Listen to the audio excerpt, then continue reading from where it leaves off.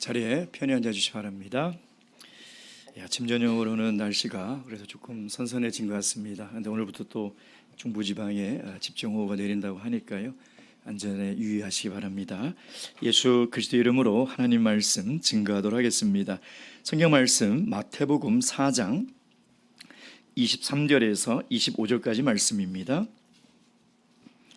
마태복음 4장 23절에서 25절까지 말씀입니다. 찾으셨으면 한 목소리로 이 말씀 함께 읽도록 하겠습니다. 23절부터 시작. 예수께서 온 갈릴리에 두루 다니사 저희 회당에서 가르치시며 천국 복음을 전파하시며 백성 중에 모든 병과 모든 약한 것을 고치시니 그의 소문이 온 수리아에 퍼진지라. 사람들이 모든 앓는 자 곧 각색병과 고통에 걸린 자 귀신 들린 자 간질하는 자 중풍병자들을 데려오니 저희를 고치시더라. 갈릴리와 데가볼리와 예루살렘과 유대와 요단강 건너편에서 허다한 무리가 쫓으니라. 아멘. 제가 서울로 와서 불편한 점이 하나가 있는데요, 그것은 바로 차가 좀 많이 막힌다는 것이죠. 좀 막히는 것이 아니라 굉장히 많이 막힙니다. 그래서 제가 지방을 갔다가 올 때 전용차를 못하면 이게 참 돌아오는 그 길이 너무 힘들더라고요. 제가 그래서 총회 일을 볼 때나 대전에 회의가 있어서 갈 때는 항상 SRT를 탑니다. 너무 빠르고 너무 편하더라고요. 근데 제가 SRT를 타고 가기 일주 전에 7월 달에 대전에서 이 SRT 열차가 탈선을 했어요. 그래서 한 11명이 이제 부상을 입게 되었는데요. 그리고 제가 그 다음 주에 SRT를 타고 내려가는데 그 속도가 찍히는데 270, 80 이렇게 찍히더라고요. 그래서 이게 만약에 탈선을 한다면 이건 정말 굉장한 큰 사고로 이어지겠다라고 생각하니까 그렇게 편하고 빠르게 오던 그 길이 왜 이렇게 길게 느껴지고 왜 이렇게 막 불안한지 참 그때 또 믿음 없음을 제가 또 확인하게 되었습니다. 참 기차는 이렇게 우리를 빠르고 안전하고 또 정확한 시간에 목적지에 도달하게 하죠. 그러나 기차는 탈선을 하면 이건 굉장히 큰 대형 사고로 이어지는 것이 또 기차의 단점 아니겠습니까? 근데 탈선이라는 단어의 의미가요, 세 가지가 있습니다. 첫째는 기차가 이 철로를 벗어난 것, 큰 사고죠. 두 번째는요, 어떤 사람이 말과 행동을 나쁘게 하는 것, 그것도 탈선이에요. 그래서 우리 청소년들이 사춘기 때 말과 행동을 나쁘게 하죠. 그러면 탈선했다, 탈선 현장에 아이들이 있다, 그런 말을 쓰지 않습니까? 근데 세 번째 의미는 뭐냐면요, 어떤 사람이나 조직이 그 목적대로 운영되지 않을 때 탈선했다라고 이야기를 하고 있다는 것입니다. 기차든 사람이든 조직이든 탈선한다는 것은 굉장히 위험한 상태를 우리에게 알려주고 있는 것은 사실이라는 것이죠. 교회도 탈선을 하게 된다는 것입니다. 하나님이 이 땅에 세우신 그 목적대로 운영이 되지 않을 때, 하나님이 이 땅에 교회를 만드신 그 뜻대로 교회가 성장하지 않을 때 그 교회는 탈선하게 된다는 거예요. 그럼 그 교회는 얼마나 위험한 상태에 이르겠습니까? 그렇다면 오늘 우리 교회가 탈선하지 않고 하나님께서 세우신 그 목적대로 마지막 날 예수님께서 이 땅에 오실 때까지 그 길을 갈 수 있는 그 방법은 무엇일까요? 오늘 본문의 말씀을 통해서 예수님께서 우리에게 보여주신 그 교회가 해야 될 일, 그 원칙, 그 기본, 그 뜻과 목적을 우리가 잘 깨달아서 우리 참여수 교회가 하나님께서 원하시는 그 목적지와 방향대로 바르게 나아갈 수 있는 그런 귀한 시간 되기를 주님의 이름으로 축원드립니다. 예수님께서 첫 번째 우리에게 보여주는 그 사역이 뭐냐면 본문의 말씀 23절 예수께서 온 갈릴리에 두루 다니시며 저희 회당에서 가르치시며. 첫째는 가르치시는 사역을 우리에게 보여주고 있다는 것이죠. 서당계 3년이면 풍어를 얻는다, 이런 말이 있죠. 이것은 어떤 분야에 대해서 지식이 없거나 아무것도 모르는 사람이라도 3년 정도 배우면 어느 정도 그것을 할 수 있다, 이런 뜻이겠죠. 기독교 교육학자 루이스 셀리라는 사람은요, 이 사복음서를 연구하면서 그 예수님의 말씀을, 사복음서에 보면 예수님의 말씀이라고도 하고 가르침이라고도 표현을 하거든요. 근데 이 두 개는 분명히 구별해서 쓰고 있습니다. 이 가르침이라는 단어가 47회가 사용됐는데요, 마태복음의 9회, 마가 누가의 15회, 요한복음의 8회. 그러니까 굉장히 사용을 많이 했어요. 예수님의 말씀이라고 하지 않고 가르침이라고 이야기를 많이 하고 있다는 거죠. 또한 예수님에 대한 호칭, 칭호를 선지자나 다른 호칭을 쓰는 것보다도 선생, 랍비라고 쓰는 경우가 훨씬 많다는 것입니다. 사복음서에 보면 예수님을 42회나 선생, 랍비라고 부르고 있다는 것이죠. 이것은 사복음서가 우리에게 뭘 얘기하고 있냐면, 예수님께서 이 땅에 오셔서 이 공생의 사역을 하실 때 가르치는 사역이 예수님의 입장에서 굉장히 중요한 사역이며 빈번한 사역이었다는 것을 우리에게 이야기하고 있는 거예요. 그 예수님께서 오늘 어디서 가르쳤다고 이야기하고 있습니까? 23절에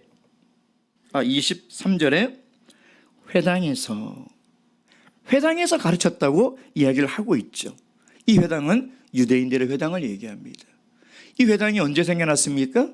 바벨론 포로 시대, 그 시대 때 회당이 생겨났죠. 왜냐하면 그들은 바벨론의 포로로 잡혀가서 성전은 파괴되고 하나님께 예배를 드릴 수 없는 그런 상황이었다는 것입니다.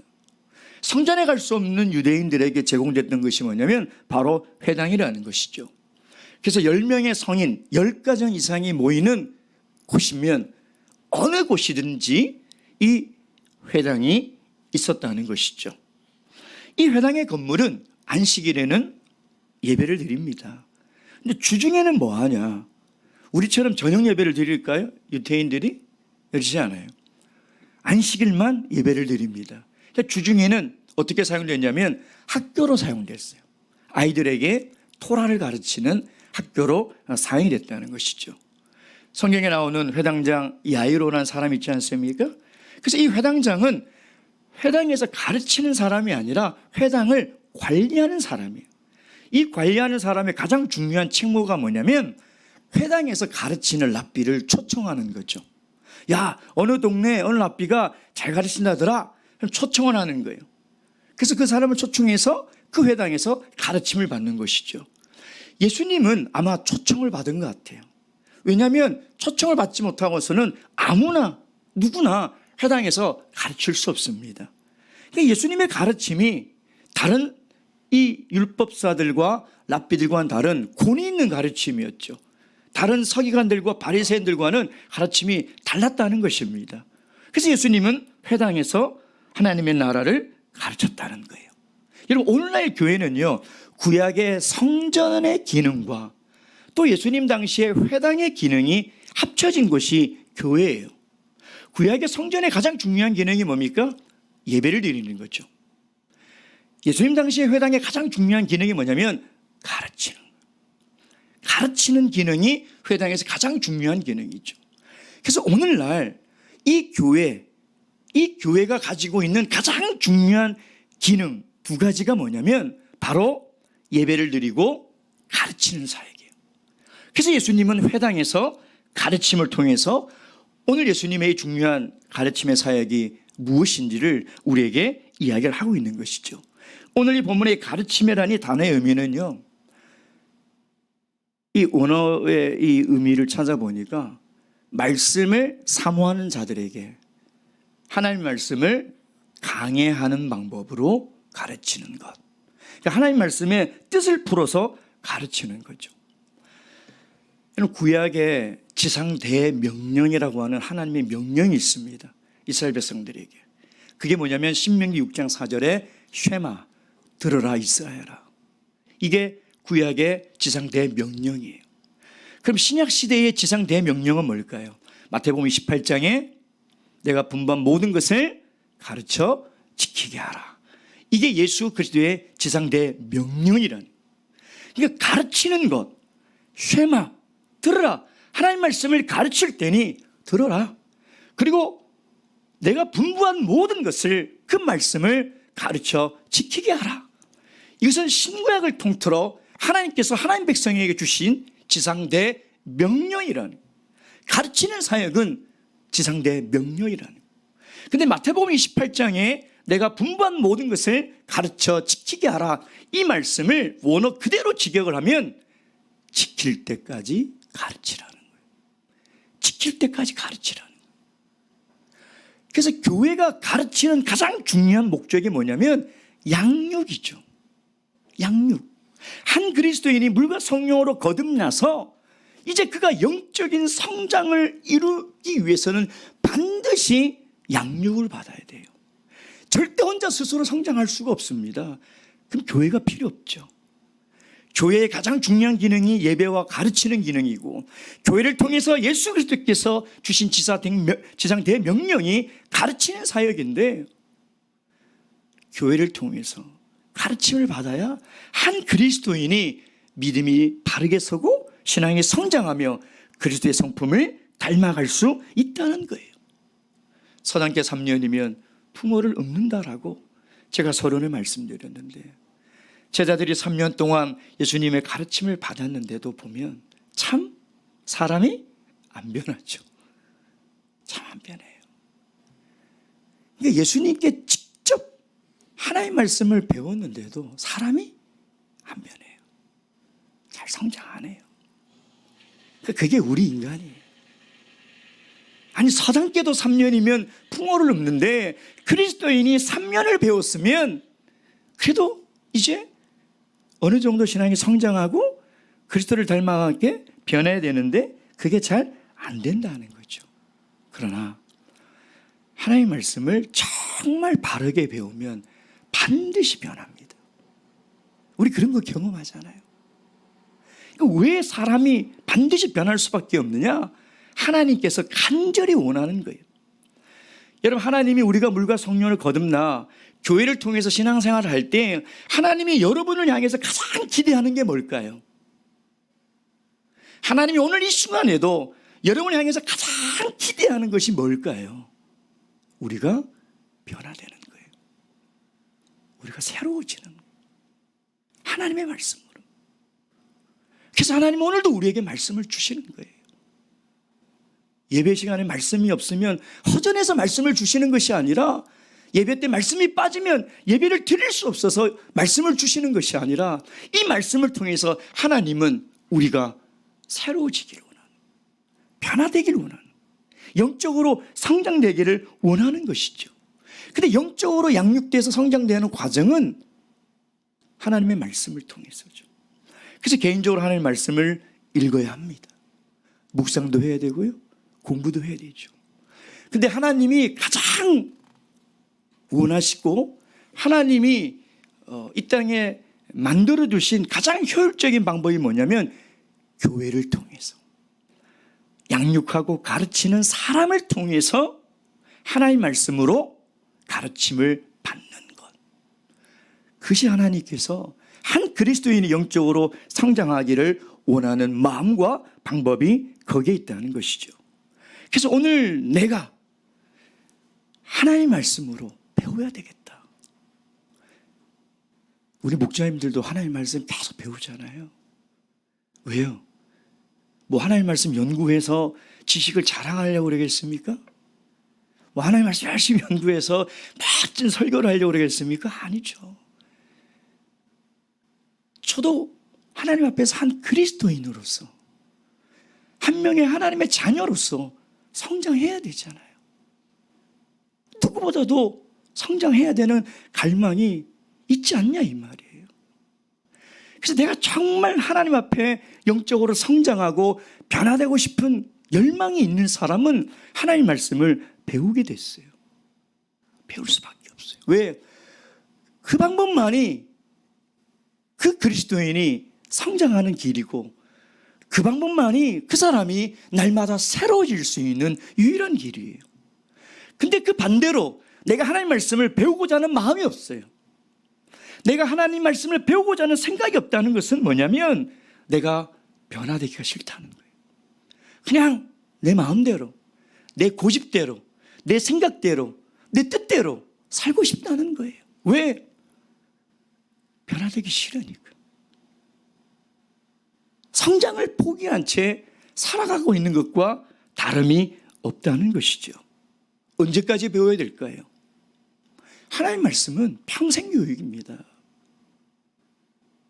하나님 말씀을 졸업하는 사람이 누가 있어요?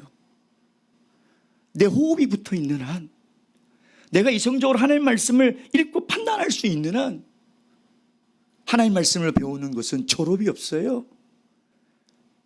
날마다 평생 동안 배워야 되고 평생 동안 가르쳐야 하는 것이, 그게 그리스도인의 삶이라는 것이죠.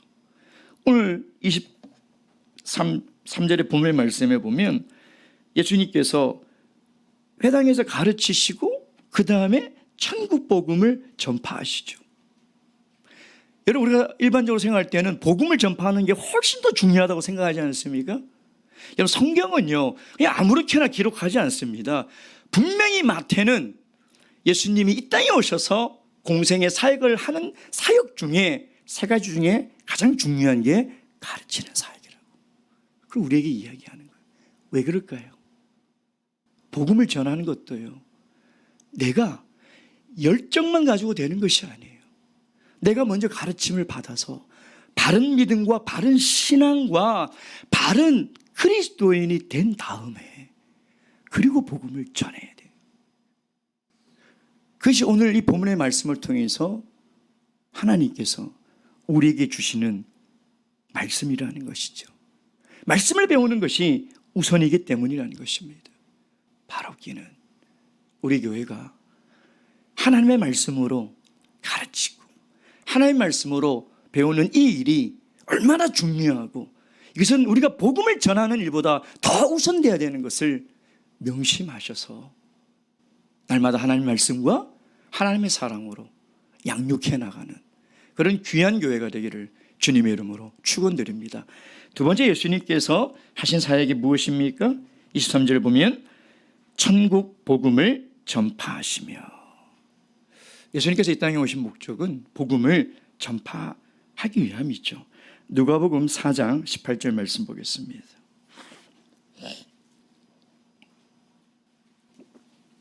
누가복음 4장 18절 19절 다 함께 읽겠습니다. 누가복음 4장 18절 19절 다 함께 읽겠습니다. 시작. 주의 성령이 내게 임하셨으니 이는 가난한 자에게 복음을 전하게 하시려고 내게 기름을 부으시고 나를 보내사 포로된 자에게 자유를, 눈먼 자에게 다시 보게 함을 전파하며 눌린 자를 자유케 하고 주의 은혜의 해를 전파하게 하려 하심이라 하였더라.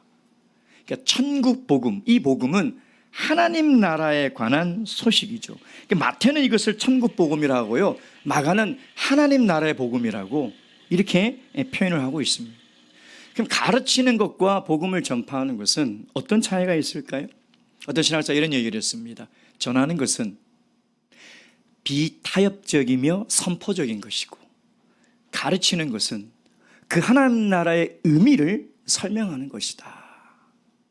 그래서 예수님께서 처음 나오셔서 선포하셨죠. 선포하셨잖아요. 회개하라, 천국이 가까웠다. 회개하라, 하나님 나라가 이미 임했다. 근데 가르치는 것은 그 하나님 나라의 의미, 그 하나님 나라가 도대체 무엇인지를 가르치시는 것이죠. 근데 이 하나님 나라의 이 도래는 예수님께서 새롭게 처음으로 가지고 오셔서 선포한 것이 아니죠. 그것은 이사야서 61장 1절 3절에 보면 이미 구약에 예언된 하나님의 약속의 성취라는 거죠. 이사야서 61장 1절 3절이 무슨 내용이에요? 방금 우리가 읽었던 누가복음 4장 18절 19절의 이 말씀이에요. 이것을 이사야 선지자가 이미 예언하고 이미 약속한 것이 예수님께서 이 땅에 오셔서 성취된 것이죠. 그것을 선포하고 그것을 전파하시고 있다는 것입니다. 근데 25절에 보면 25절 말씀, 다시 우리 본문에 25절 말씀 25절에 보면 다 함께 25절 읽겠습니다. 시작. 갈릴리와 데가볼리와 예루살렘과 유대와 요단강 건너편에서 허다한 무리가 쫓으니라. 예수님이 어디까지 이 복음을 공생의 초기 사역 때 갈릴리 중심으로 사역을 하실 때 어디까지 복음을 전하셨냐면 이 데가볼리는 10개의 도시라는 뜻이에요. 그러니까 25절에 보면 이 10개의 도시와 요단 서쪽과 요단 건너편은 요단 동쪽을 얘기하거든요. 그러니까 요단 동쪽과 서쪽, 이 북쪽에 있는 거의 모든 지역에 예수님께서 복음을 전하러 다니셨다는 거죠. 자, 그것이 23절에 보면 이렇게 마태는 표현하고 있습니다. 예수께서 온 갈릴리에 두루 다니사. 그러니까 복음이 필요한 곳이라면 그곳이 어느 곳이든지 예수님이 가서 전했다는 거예요. 어떤 지역을 가리고 이방인이라고 전하지 않고 멀다고 전하지 않는 것이 아니라 복음이 필요한 곳, 복음을 전해야 되겠다고 생각하는 곳은 예수님께서 다 다니시면서 두루 다니시면서 복음을 전했다는 것이죠. 그래서 데가볼리란 10개 도시와 요단 동편 서편 갈릴리 북쪽에 있는 이 모든 지역에 그 복음을 다 들은 거예요. 사람들이 예수님께서 전파하시고 선포하신 하나님 나라의 소식을 그들이 다 들었다는 것입니다.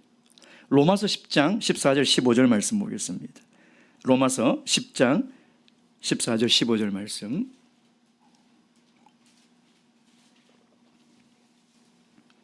로마서 10장 14절 15절 함께 읽겠습니다. 14절 15절 시작. 그런즉 저희가 믿지 아니하는 이를 어찌 부르리요? 듣지도 못한 이를 어찌 믿으리요? 전파하는 자가 없이 어찌 들으리요? 보내심을 받지 아니하였으면 어찌 전파하리요? 기록된 바 아름답도다 좋은 소식을 전한 자들의 발이여 함과 같으니라. 아멘. 제가 아주 오래전에 세상에서 제일 아름다운 발이라는 그 사진의 제목을 보고 이렇게 봤어요. 봤더니 아주 흉측하게 생겼어요. 막 엄지발가락이 삐뚤어지고요, 다리가 모여있고 막 굳은 살이 박혀있고. 누구 사진인가 봤더니 축구선수 박지성 선수와 발레리나 그 강수지, 이 발레리나의 발이에요. 참 그걸 보는 순간, 야, 이들이 얻은 명성은, 이들이 얻은 이 인기는 그냥 주어지는 것이 아니구나. 그 여성의 발이 그렇게 흉측하게 이그러질 때까지, 그 발바닥에 굳은 살이 수십 번 벗겨질 때까지 자기의 분야에서 최선을 다했구나. 참 그걸 보고 많은 생각을 하게 되었습니다. 여러분, 예수님 여기에 나와 있지 않지만 이 넓은 지역을 예수님의 공생의 초기 때 거기를 다 걸어 다니시면서 강을 건너시고 언덕을 넘으시고 산을 넘으시고 그 다녔던 그 모습들을 우리가 생각을 해보면 신발과 발이 아마 다 부르트지 않았을까요? 분명히 그랬을 거예요. 근데 예수님은 이 복음이 필요한 자들이 있는 곳이라면, 복음을 들어야 될 사람들이 있는 곳이라면 마다하지 않고 두루 찾아다니는 것을 오늘 우리에게 보여주고 있다는 것입니다. 여러분, 우리도 정말 하나님 나라의 복음을 선포하러 다니면서 신발이 다 헤어진다면, 내가 복음을 전하고 내가 하나님 나라를 전하며 다니면서 내 발이 다 부르튼다면 하나님 나라의 가장 아름다운 발이 아니겠습니까? 정말 아름다운 소식을, 좋은 소식을 전하는 아름다운 말이라고 하나님께서 칭찬하지 않겠습니까? 우리가 전하지 않아서요, 아직도 참 진리를 모르고 못 듣는 사람이 얼마나 많을까요?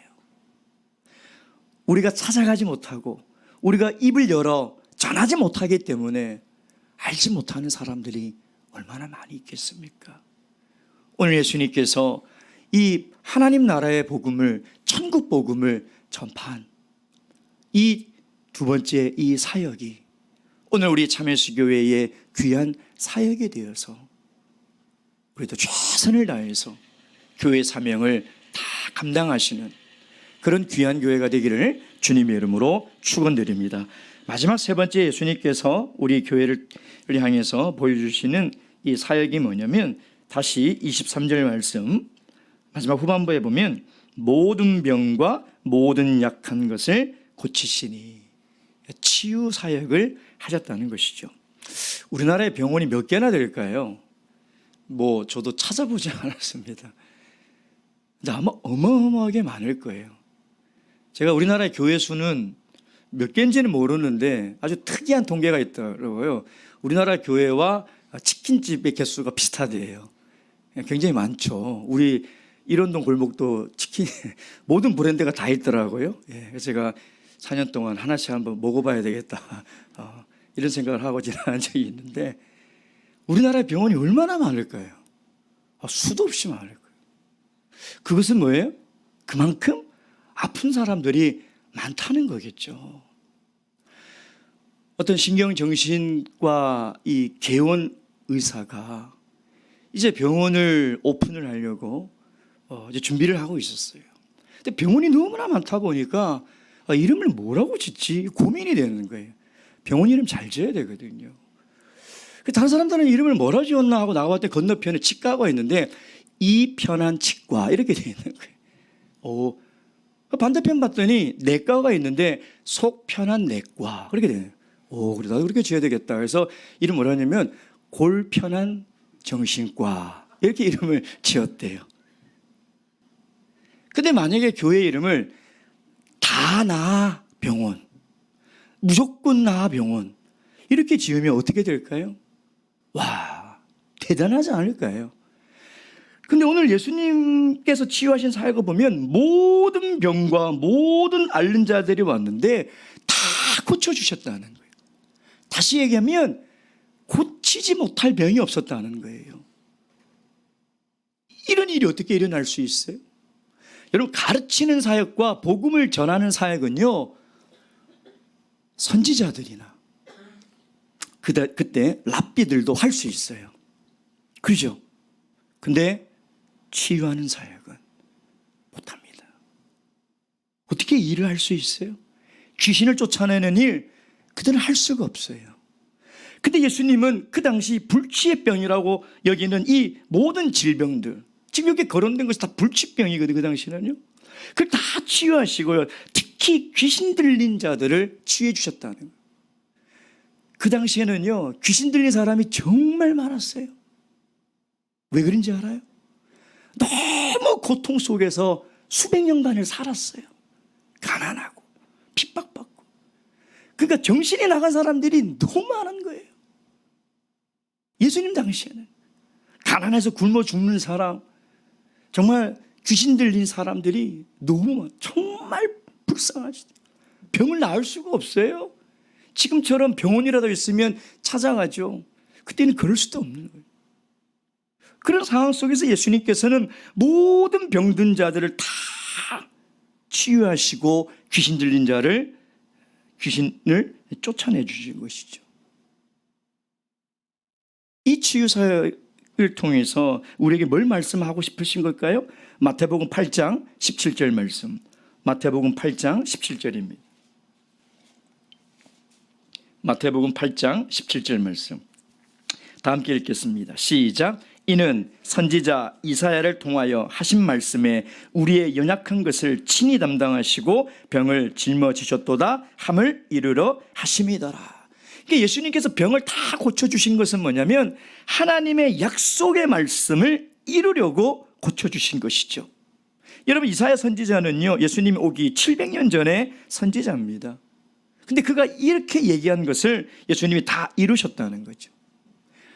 사복음서에 보면 예수님의 치유 사역이 72번이 기록이 되어 있어요. 굉장히 많이 기록되어 있어요. 근데 그렇게 기록한 이유는 하나님의 약속의 말씀이 성취됐다는, 그 말은 뭐예요? 예수가 그리스도라는, 예수가 메시아라는 것을 보여주려고 그 불치병자들을, 귀신 들린 자들을 치유한 거예요. 그러니까 병을 고치는 것이 목적이 아니에요. 귀신을 내어 쫓는 것이 목적이 아니라 그걸 통해서 예수 그리스도가 하나님임을 나타내고 증명하며 구약의 이사야가 예언한 그 메시아가 왔다는 것을 이루려 하기 위한 것이죠. 오늘 이 본문의 예수님의 3대 사역은 가르치시고 복음을 전하고 치유하는 것은 다 각각의 독특한 사역인 것처럼 보입니다. 그러나 이 세 가지 모든 사역은 다 어디를 향해 있냐면 하나님의 나라를 가르치고 하나님의 나라를 선포하고 하나님의 나라를 세우는 일에 다 맞춰졌다는 것입니다. 오늘 예수님께서 보여주신 이 3대 사역은 오늘 말세에 참 예수의 교회가 반드시 해야 될 세 가지 사역인 것이죠. 이것을 우리가 잊지 마시고 이 가장 중요한 세 가지 사역을 위해서 함께 마음을 모으시고 또 이것을 위해서 기도함으로 말미암아 말세의 참교회를 통해서 하나님의 나라가 세워지고 더욱더 확장되는 그런 귀한 교회가 되기를 주님의 이름으로 축원드립니다. 묵도하시겠습니다. 할렐루야, 아멘. 찬양하시겠습니다.